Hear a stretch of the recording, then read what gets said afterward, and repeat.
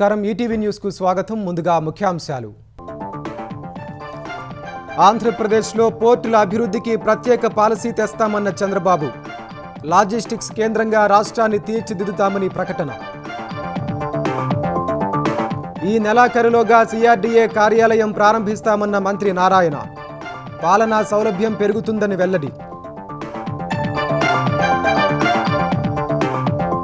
మొదటి రోజు విచారణలో ఐపీఎస్ సంజయ్ దాటవేత ధోరణి నిబంధనలకు విరుద్ధంగా చెల్లించిన బిల్లులపై మౌనం వహించిన మాజీ అధికారి నేడు ఉమ్మడి మహబూబ్ నగర్ ఖమ్మం జిల్లాలో సీఎం రేవంత్ పర్యటన కొత్తగూడెంలో సామూహిక గృహప్రవేశ కార్యక్రమంలో పాల్గొననున్న ముఖ్యమంత్రి ఇందిరమ్మ ఇళ్లకు తక్కువ ధరలో స్టీలు సిమెంటు సరఫరా చేయాలన్న భట్టి పరిశ్రమల యాజమాన్యాలు మానవీయ కోణంలో ఆలోచించాలని సూచన అలహాబాద్ హైకోర్టుకు ఒకేసారి 26 మంది కొత్త జడ్జీల నియామకం సిఫార్సు చేసిన సుప్రీంకోర్టు కొలీజియం నేటి నుంచి 2 రోజుల పాటు జీఎస్టీ మండలి సమావేశం వస్తు సేవల పన్ను సంస్కరణలపై చర్చించనున్న ఆర్థిక మంత్రులు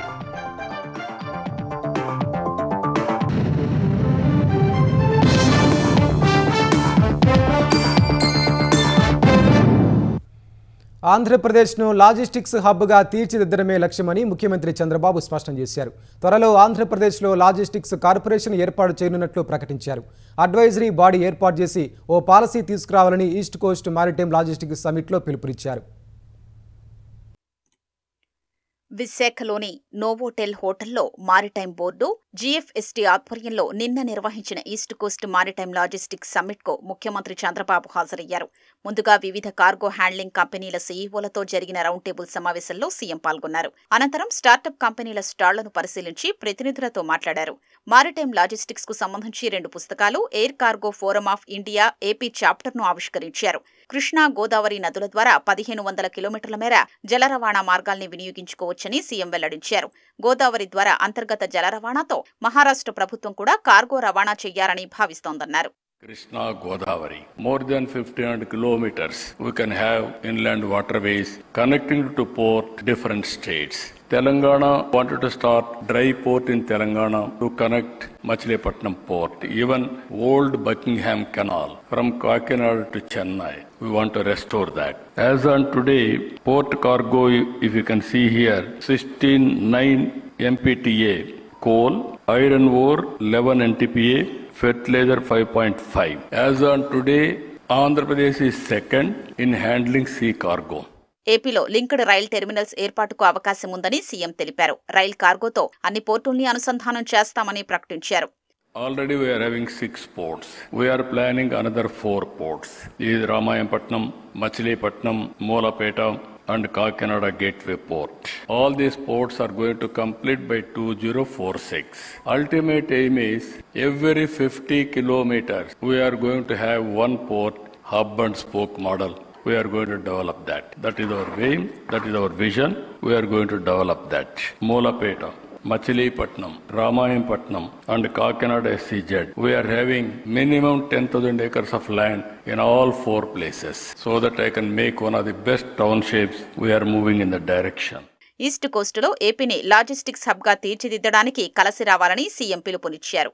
As on today, globally, logistics cost is 8% or 7.5%, whereas India is around 13%. I requested to create a advisory body, 15-20 members who are all eminent in different walks of life. Our aim is very clear.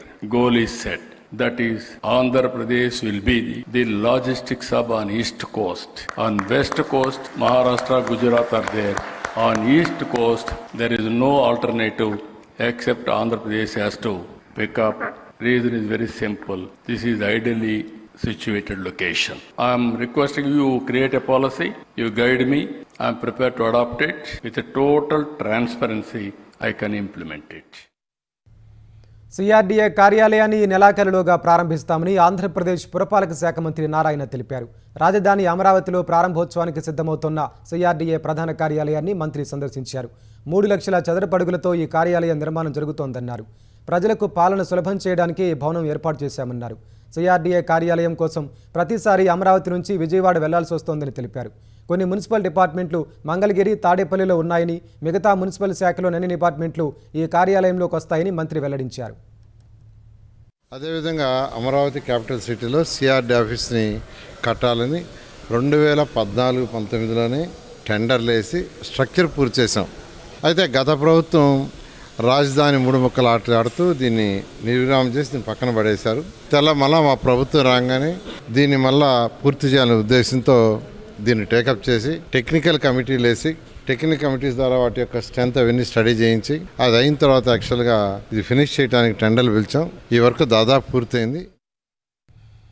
ఎమ్మెల్యేగా ఓడిపోయిన వ్యక్తి తనకు MLA పదవి కావాలన్నట్లుగా ప్రజలివని ప్రతిపక్ష హోదాను మాజీ CM Jagan అడుగుతున్నారని Andhra Pradesh వ్యవసాయ శాఖ మంత్రి అచ్చెన్నాయుడు ధ్వజమెత్తారు. సీఎం చంద్రబాబును విమర్శించేందుకు సజ్జలకున్న అర్హత ఏంటని ప్రశ్నించారు. జగన్ అండ్ కో అసెంబ్లీకి వస్తే ఏ అంశంపైనైనా చర్చించేందుకు సిద్ధంగా ఉన్నామని మంత్రి స్పష్టం చేశారు. ఆయనకి ఏం అర్హత ఉంది విమర్శించడానికి?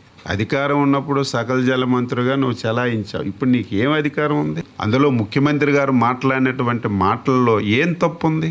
ప్రజాస్వామ్య వ్యవస్థలో శాసనసభ అనేది ఒక వేదిక. మేమేమీ చెయ్యలేదని ఎక్కడికి వెళ్ళా మాట్లాడుతున్నాం. ప్రతి ఒక్కరూ శాసనసభ వైపు చూస్తారు. శాసనసభలో ప్రొసీడింగ్స్ వైపు ప్రతి ఒక్కరు ఇంట్రెస్ట్ చూస్తారు. నువ్వు రా, నీ 11 మంది ఎమ్మెల్యేలకు తీసుకొని నువ్వు రా. దేని మీద చర్చిద్దామంటే దాని మీద సిద్ధంగా ఉన్నామని చెప్పి. కాంగ్రెస్ ప్రభుత్వం ప్రతిష్టాత్మకంగా చేపట్టిన ఇందిరమ్మ ఇళ్ల పథకం అమలులో నేడు మరో ముందడుగు పడనుంది. రాష్ట్రంలోనే తొలిసారిగా ఇందిరమ్మ ఇళ్ల నిర్మాణం ప్రారంభోత్సవానికి భద్రాద్రి కొత్తగూడెం జిల్లా వేదిక కాబోతోంది.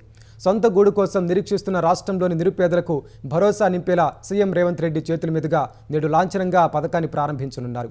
లబ్ధిదారులతో కలిసి స్వయంగా సామూహిక గృహప్రవేశ మహోత్సవాల్లో ముఖ్యమంత్రి పాల్గొననున్నారు. ఇందిరమ్మ ఇళ్ల నిర్మాణం ప్రారంభోత్సవానికి నేడు భద్రాద్రి కొత్తగూడెం జిల్లా చంద్రకొండ మండలం బెండాలపాడు వేదికగా కాబోతోంది. గ్రామంలోని లబ్ధిదారులతో కలిసి సీఎం రేవంత్ రెడ్డి నేడు సామూహిక గృహప్రవేశ కార్యక్రమాల్లో పాల్గొననున్నారు. ఉదయం మహబూబ్నగర్ జిల్లాలో పర్యటించనున్న సీఎం రేవంత్ రెడ్డి అక్కడి నుంచి హెలికాప్టర్లో మధ్యాహ్నం 2:30కి భద్రాద్రి బెండాలపాడు చేరుకోనున్నారు.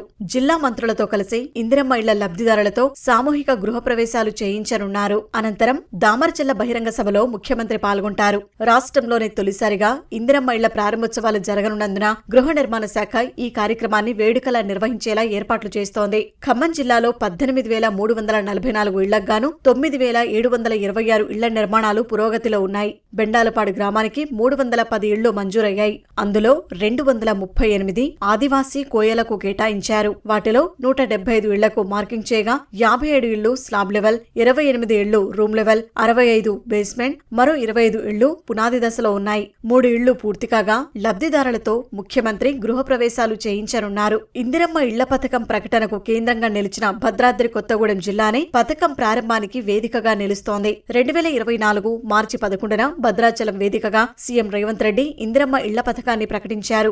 మంత్రులతో కలిసి ఇళ్ల నమూనా విడుదల చేశారు. గృహప్రవేశాలు రాష్ట్రంలోనే తొలిసారిగా భద్రాద్రి జిల్లాలోనే మొదలవుతుండటం విశేషం. బెండాలపాడులో ముఖ్యమంత్రి చేతుల మీదుగా ఇందిరమ్మ ఇళ్ల ప్రారంభోత్సవాలు చేసిన తర్వాత జిల్లాల్లో మంత్రులు, ప్రజాప్రతినిధులు పూర్తయిన ఇళ్లను ప్రారంభించేలా సన్నాహాలు చేస్తున్నారు. ఇందిరమ్మ ఇళ్ల నిర్మాణాల కోసం తక్కువ ధరలో నాణ్యమైన స్టీలు, సిమెంటు సరఫరా చేయాలని కంపెనీల యాజమాన్యాలను ఉప ముఖ్యమంత్రి భట్టి విక్రమార్క కోరారు. పరిశ్రమల శాఖ మంత్రి శ్రీధరబాబుతో కలిసి సిమెంటు, స్టీలు పరిశ్రమల యజమానులు, అధికారులతో సచివాలయంలో భట్టి సమావేశం నిర్వహించారు. రాష్ట్రంలో 22,500 కోట్ల రూపాయలతో 4.5 లక్షల ఇందిరమ్మ ఇళ్ల నిర్మాణం జరుగుతోందని తెలిపారు.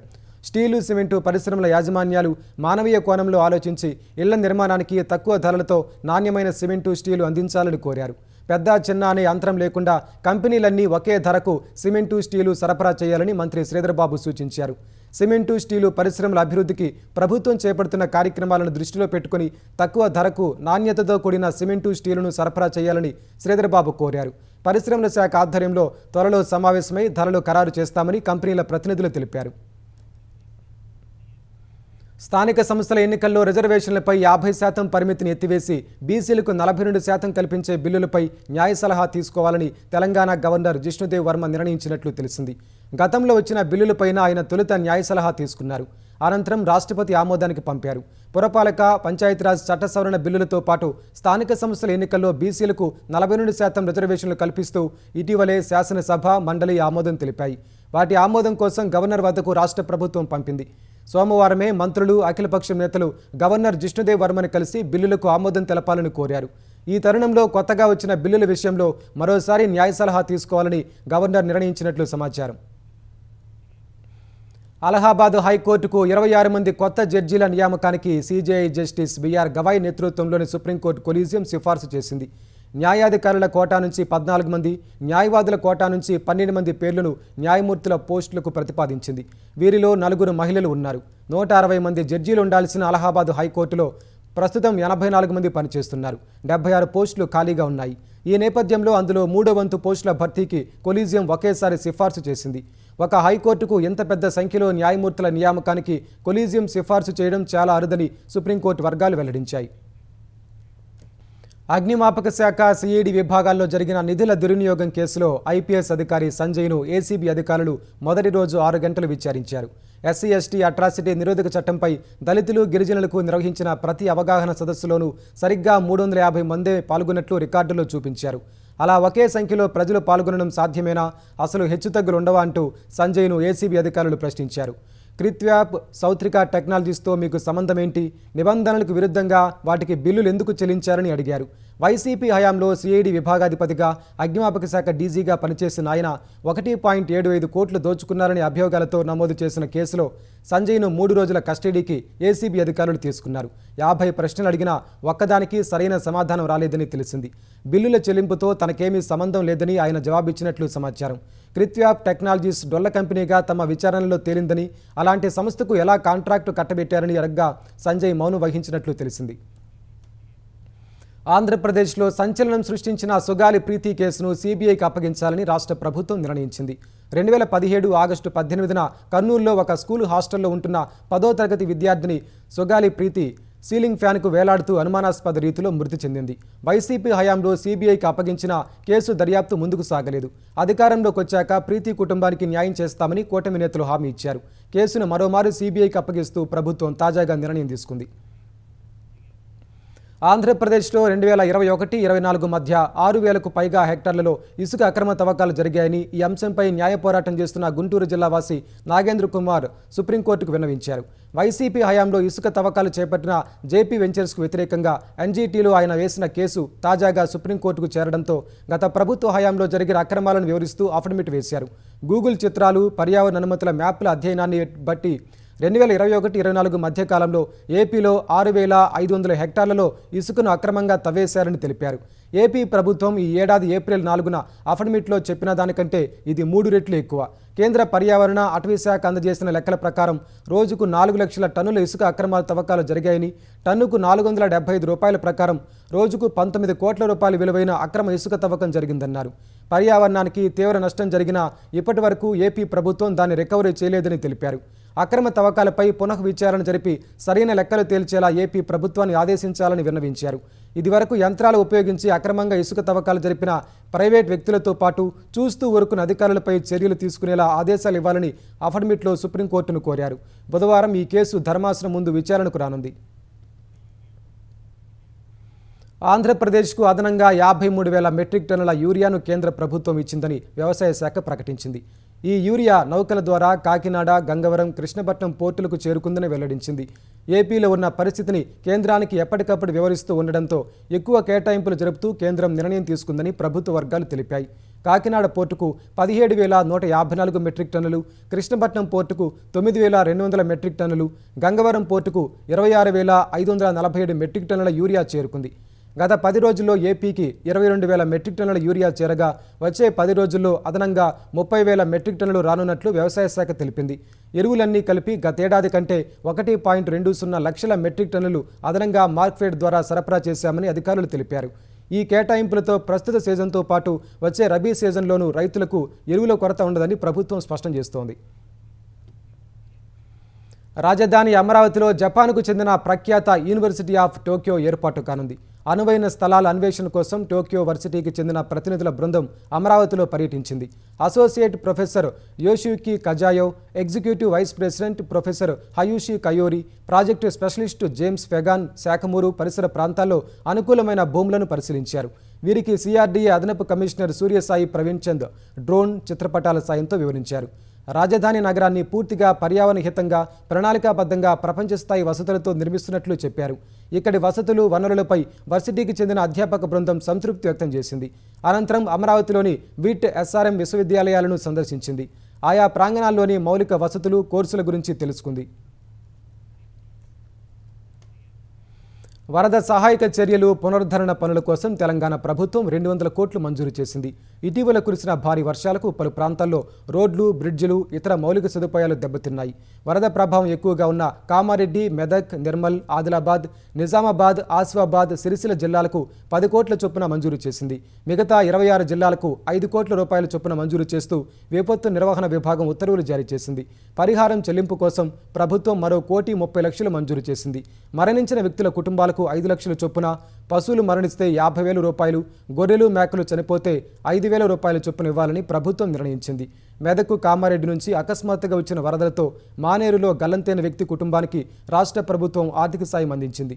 రాజన్న సిరిసిల్ల జిల్లా గంభీరావుపేట మండలం నర్మాల వద్ద గత నెల 27న నాగయ్య మానేరు దాటితో గల్లంతయ్యారు. ఆయన ఆచూకీ కనిపెట్టేందుకు అధికారులు గాలింపు చేపట్టారు. ముఖ్యమంత్రి ఆదేశాల మేరకు పంపుకాడి నాగయ్య భార్య లక్ష్మికి 5 లక్షల విలువైన చెక్కును కలెక్టర్ సందీప్ కుమార్ ఝా అందజేశారు. వరదలో చనిపోయిన పశువుల యజమానులకు 50,000 పరిహారం ఇచ్చారు. హైదరాబాద్లో గణేష్ నిమజ్జన శోభాయాత్రకు కేంద్ర హోంమంత్రి అమిత్ షా ముఖ్య అతిథిగా రానున్నారు. భాగ్యనగర్ గణేష్ ఉత్సవ సమితి ఆహ్వానం మేరకు అమిత్ షా ఈ నెల 6న హైదరాబాద్లో పర్యటించనున్నారు. శనివారం ఉదయం 11 గంటలకు ఆయన బేగంపేట విమానాశ్రయానికి చేరుకుంటారు. ఉదయం 11:30 నుంచి మధ్యాహ్నం 12:30 వరకు ఐటీసీ కాకతీయలో బీజేపీ ముఖ్య నేతలతో సమావేశమవుతారు. మధ్యాహ్నం 1 గంటకు చార్మినార్ వద్ద వినాయక నిమజ్జనం శోభాయాత్రలో కేంద్ర హోంమంత్రి పాల్గొంటారు. మధ్యాహ్నం 3:30 ఎంజే మార్కెట్ వద్ద నిమజ్జన శోభాయాత్రను ఉద్దేశించి అమిత్ షా ప్రసంగించనున్నారు. 5 రోజుల నిరాహార దీక్ష తర్వాత మరాఠా కోటా ఉద్యమాన్ని విజయం వరించిందని మనోజ్ జరాంగే పాటిల్ ప్రకటించారు. అనంతరం నిరాహార దీక్షను ముగించిన ఆయన మరాఠాలు గెలిచారని ఆనందం వ్యక్తం చేశారు. మరాఠాలు, కున్బీలు ఒకే కమ్యూనిటీకి చెందిన వారిని గుర్తిస్తూ జీఆర్ జారీ చేసేందుకు మహారాష్ట్ర ప్రభుత్వానికి 2 నెలల సమయం ఇస్తున్నట్లు తెలిపారు. మరాఠా కోటా ఆందోళన బాధిత కుటుంబాలకు వారంలోగా పరిహారం చెల్లిస్తామని ప్రభుత్వం హామీ ఇచ్చిందని చెప్పారు. మరాఠా ఉద్యమకారులపై పెట్టిన కేసులన్నింటినీ ఉపసంహరించుకుంటామని ప్రభుత్వం తరపున చర్చలకు వచ్చిన మంత్రుల బృందం హామీ ఇచ్చిందని వెల్లడించారు. మరోవైపు ఆజాద్ మైదాన్ను ఖాళీ చేసేందుకు జరాంగేకు బాంబే హైకోర్టు నేటి ఉదయం వరకు సమయం ఇచ్చింది. ఇవాల్టిలోగా ఆజాద్ మైదాన్ను ఖాళీ చేయించకపోతే చట్టం గౌరవాన్ని కాపాడేందుకు ఎంత దూరమైనా వెళ్లాల్సి వస్తుందని కోర్టే ఉత్తర్వులు జారీ చేస్తుందని మహారాష్ట్ర ప్రభుత్వాన్ని హెచ్చరించింది. ఈ నేపథ్యంలో మంత్రులతో చర్చల అనంతరం జరాంగే దీక్ష విరమించగా ఆయన మద్దతుదారులు సంబరాలు చేసుకున్నారు.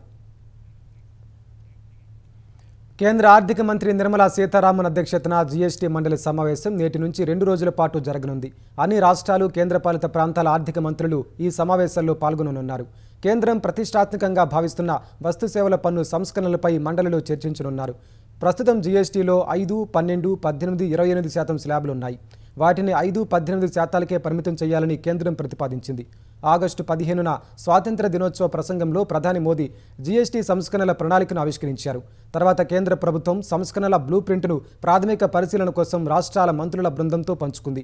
12, 28% స్లాబులను తొలగించి 5, 18 స్లాబులకే పరిమితం కావాలన్న ప్రతిపాదనకు రాష్ట్రాల మంత్రుల బృందం ఆమోదం తెలిపింది. నేడు రేపు సమావేశం కానున్న కౌన్సిల్ ఆ సిఫార్సులను పరిశీలించనుంది. జీఎస్టీ సంస్కరణల వల్ల తమకు వాటిల్లే నష్టానికి పరిహారం ఇవ్వాలని రాష్ట్రాలు, కేంద్రపాలిత ప్రాంతాలు కేంద్ర ప్రభుత్వాన్ని కోరుతున్నాయి. అమెరికా, భారత్ మధ్య ద్వైపాక్షిక వాణిజ్య ఒప్పందం ఈ ఏడాది నవంబర్ నాటికి జరిగే అవకాశం ఉందని కేంద్ర వాణిజ్య శాఖ మంత్రి పీయూష్ గోయల్ ఆశాభావం వ్యక్తం చేశారు. ఇరు దేశాల మధ్య ఒప్పందం కోసం జరిగిన చర్చల్లో వాణిజ్య అంశాలను, భౌగోళిక రాజకీయ సమస్యలు అధిగమించాయని అభిప్రాయపడ్డారు. త్వరలోనే పరిస్థితులు తిరిగి గారిన పడతాయని వెల్లడించారు. ఫిబ్రవరిలో ఇరు దేశాల నేతలు చర్చించినట్లుగా నవంబర్ నాటికి అమెరికాతో ద్వైపాక్షిక వాణిజ్య ఒప్పందంపై చర్చలు ముగుస్తాయని ఆశిస్తున్నట్లు చెప్పారు. భారత్తో వాణిజ్య, వ్యాపార సంబంధాలను విస్తరించడానికి ప్రపంచ దేశాలు ఉత్సాహంగా ఉన్నాయన్నారు. పరస్పరం ప్రయోజనకరమైన ఒప్పందాలకు తాము సిద్ధమని గోయల్ అన్నారు. డెడ్లైన్స్ పెట్టుకుని వాణిజ్య ఒప్పందాలపై ఎన్నడూ చర్చలు జరపబోమని స్పష్టం చేశారు. మార్చిలో మొదలైన ఇరు దేశాల మధ్య వాణిజ్య చర్చలు ఇప్పటి వరకు 5 దఫాలుగా జరిగాయి. ఇవి జరుగుతుండగానే ట్రంప్ భారత్పై సుంకాల మోత మోగించారు. ఈ తరుణంలో 6వ రౌండ్ చర్చలు ప్రస్తుతానికి వాయిదా పడ్డాయి. భారత్తో అమెరికాకు మంచి సంబంధాలు ఉన్నాయని, కానీ ఆ సంబంధాలు ఏకపక్షంగా ఉన్నాయని అమెరికా అధ్యక్షుడు డొనాల్డ్ ట్రంప్ అన్నారు. భారత్ అమెరికాపై భారీగా సుంకాలు విధిస్తూ వచ్చిందని చెప్పారు. శ్వేతసౌధంలో మీడియాతో మాట్లాడిన ట్రంప్ చాలా ఏళ్లుగా భారత్తో అమెరికాకు మంచి సంబంధాలు ఉన్నాయని తెలిపారు. అవి ఏకపక్షంగానే ఉండేవని, తాను అధికారంలోకి వచ్చాకే పరిస్థితుల్లో మార్పు వచ్చిందని ట్రంప్ అన్నారు. అమెరికాకు ప్రపంచంలోనే అత్యధిక టారిఫ్లు విధిస్తోంది భారతేనని ఆరోపించారు. అందువల్ల భారత్తో అమెరికా పెద్దగా వ్యాపారం చేయలేదన్నారు. భారత్పై ఎక్కువ సుంకాలు విధించకపోవడం వల్ల తమతో న్యూఢిల్లీ వాణిజ్యం చేస్తోందన్నారు. భారీగా వ్యాపారం చేస్తున్న మూర్ఖంగా అమెరికా ఎప్పుడూ టారిఫ్లు పెంచలేదన్నారు. అటు తన ఆరోగ్యంపై సామాజిక మాధ్యమాల్లో వస్తున్న వార్తలపై స్పందించిన ట్రంప్ వాటిని ఖండించారు. తాను ఆరోగ్యంగానే ఉన్నానని, చురుగ్గా పనిచేస్తున్నట్లు చెప్పారు. సామాజిక మాధ్యమాల్లో వస్తున్న కథనాలన్నీ తప్పుడు వార్తలని ట్రంప్ కొట్టిపారేశారు. భారత క్రికెట్ జట్టు టైటిల్ స్పాన్సర్గా ఆన్లైన్ గేమింగ్ యాప్ Dream11 తప్పుకున్న వేళ బీసీసీఐ నూతన స్పాన్సర్ కోసం బిడ్లను ఆహ్వానించింది. బిడ్డింగ్లో పాల్గొనే సంస్థలు లేదా ఇతర అనుబంధ కంపెనీలు భారత్ సహా ప్రపంచంలో మరెక్కడా గ్యాంబ్లింగ్, ఆన్లైన్ బెట్టింగ్ సేవలు అందించకూడదని బీసీసీఐ నిబంధనలు విధించింది. బిడ్డింగ్లో పాల్గొనే సంస్థలకు ఆన్లైన్ బెట్టింగ్ యాప్ లేదా సైట్లలో పెట్టుబడులు కూడా ఉండకూడదని స్పష్టం చేసింది. మద్యం, సిగరెట్లను ప్రమోట్ చేసే సంస్థలు కూడా బిడ్ దాఖలు చేయకుండా నిబంధనలు రూపొందించింది. బిడ్ దాఖలు చేసేందుకు బీసీసీఐ ఈ నెల 12 వరకు గడువు విధించింది. బిడ్డింగ్లో పాల్గొనే కంపెనీల వార్షిక టర్నోవర్ గత 3 ఏళ్లలో కనిష్టంగా 300 కోట్లు ఉండాలని బీసీసీఐ తెలిపింది. ఆన్లైన్ బెట్టింగ్లను నియంత్రించేందుకు కేంద్రం ఇటీవల promotion and regulation of online gaming చట్టాన్ని తెచ్చిన తర్వాత భారత క్రికెట్ జట్టు స్పాన్సర్షిప్ నుంచి Dream11 తప్పుకుంది. అటు ఈ నెల 9న ప్రారంభం కానున్న ఆసియా కప్లో భారత జట్టు స్పాన్సర్ లేకుండానే బరిలోకి దిగనుంది.